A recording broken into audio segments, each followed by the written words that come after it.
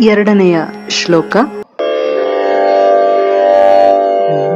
ಬೀಜಸ್ಯಂತರಿವಾಂಕುರೋ ಜಗದಿದಂ ಪ್ರಾಗ್ನಿರ್ವಿಕಲ್ಪಂ ಪುನಃ ಮಾಯಾ ಕಲ್ಪಿತ ದೇಶ ಕಾಲ ಕಲನ ವೈಚಿತ್ರ್ಯ ಚಿತ್ರೀಕೃತಂ ಮಾಯಾವೀವ ವಿಜೃಂಭಯತ್ಯಪಿ ಮಹಾಯೋಗಿ ವಯ ಸ್ವೇಚ್ಛಯ ತಸ್ಮೈ ಶ್ರೀ ಗುರುಮೂರ್ತಯೇ ನಮಃ ಇದಂ ಶ್ರೀ ದಕ್ಷಿಣಾಮೂರ್ತಯೇ. ನಾವು ಕಾಣುವ ಈ ವಿಶ್ವ ಸೃಷ್ಟಿಗೆ ಮೊದಲು ಹೇಗಿತ್ತು?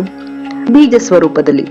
ಮರವು ಬೀಜದಲ್ಲಿ ಅಡಗಿದ್ದ ಹಾಗೆ ಚೈತನ್ಯ ರೂಪದಲ್ಲಿಯೇ ವಿಶ್ವವೂ ಸಹ ಅಡಗಿತ್ತು.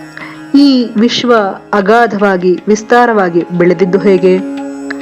ಬೀಜವು ಮರವಾಗಲಿಕ್ಕೆ ಯಾವ ರೀತಿಯ ಪೋಷಕಾಂಶಗಳು ಬೇಕಾಗುತ್ತವೋ ಅದೇ ರೀತಿಯಾಗಿ ವಿಶ್ವವೂ ಸಹ ಕ್ರಮಬದ್ಧವಾದ ಒಂದು ಸೃಷ್ಟಿಗೆ ಒಳಪಟ್ಟು ವಿಸ್ತಾರಗೊಳ್ಳುತ್ತೆ.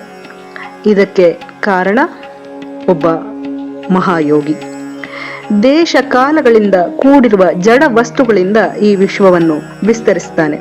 ಅಲ್ಲದೆ ಇದನ್ನೆಲ್ಲ ತನ್ನ ಸಂಕಲ್ಪ ಮಾತ್ರದಿಂದಲೇ ಮಾಡ್ತಾನೆ. ಅಂತಹ ಗುರುಮೂರ್ತಿಯಾದ ಶ್ರೀ ದಕ್ಷಿಣಾಮೂರ್ತಿಗೆ ನಮಸ್ಕರಿಸುತ್ತೇನೆ.